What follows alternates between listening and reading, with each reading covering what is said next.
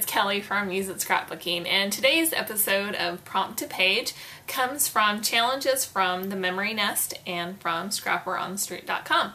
I'm currently taking Insta Living Summer Edition at Scrapper on the Street, and our prompt was to document water things that have to do with summertime. So like pools, beaches, lakes, maybe a slip and slide or sprinklers, something to document how water plays into all of our summer memories. So I immediately thought of our last trip to the beach a couple of years ago, and I pulled out some photos of my son at the beach, or both my kids at the beach, and I was looking for I didn't want to tell the whole day because the challenge from the Memory Nest has a single 4x6 vertical photo.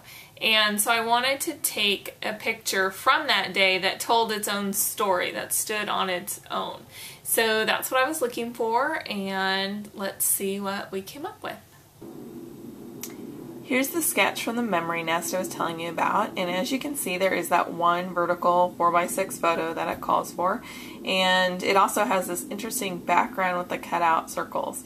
So I'm kind of excited to see what to do with that. And like I said, I went through and I found some pictures of when we went to the beach, and so I think I'm going to use that photo. That's my son with sandy britches. He had all sorts of sand in his shorts, so we were teasing him about leaving some of the sand at the beach. I was going through my supplies to see how we could achieve this negative circle effect, and I found this really cool piece of grunge board with the circles popped out, so it has the nice negative effect like what's in the sketch. And I actually received this from mistakenidentity.com, and I'm excited to see where we can go with it. We'll end up painting it, I think, because the gray is a little too gray for a beach photo, although I have been known to leave my chipboard naked before, but don't tell anybody.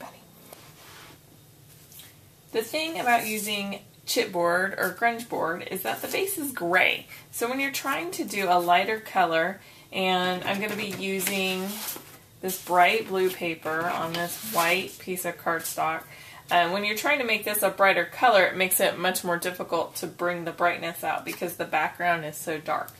So you can see I tried to squirt it with some glimmer mist here, and because I wanted to make it bright and yellow, and I thought that that would be fun. But it's just too dark because of the gray background.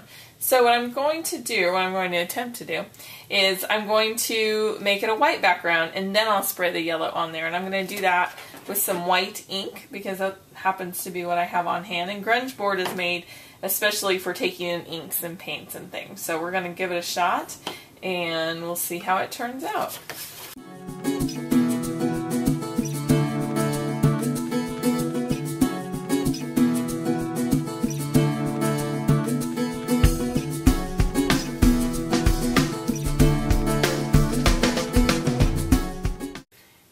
Okay, so the grunge board has dried, and I used a Stays-On re-inker to paint the ink on here.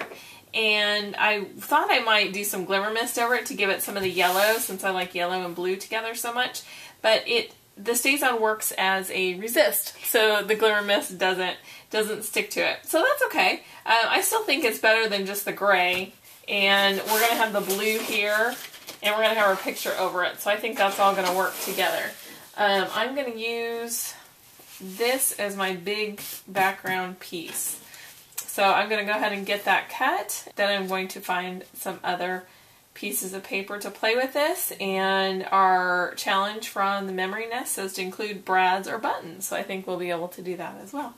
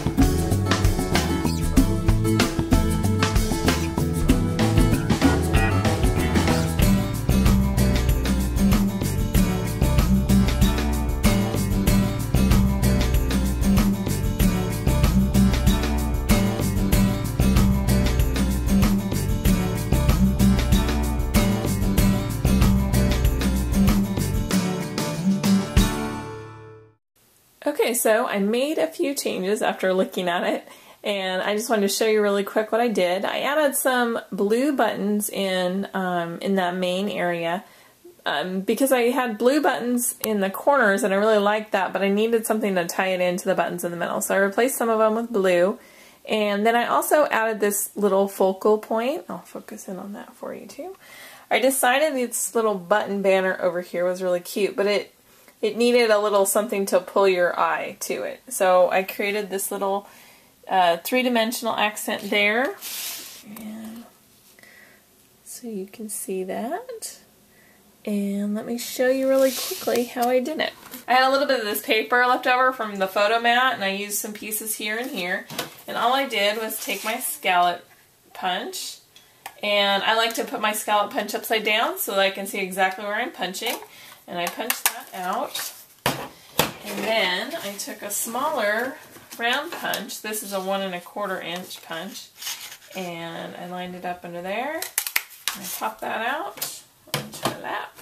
Then I grabbed a button to complete it, and then I used 3D foam adhesive here to pop this up. This gives it a three-dimensional quality and a little bit more depth.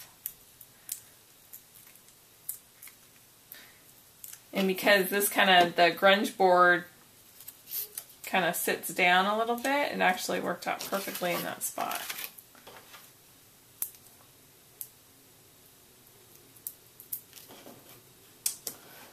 And there's my 3D accent. See that there?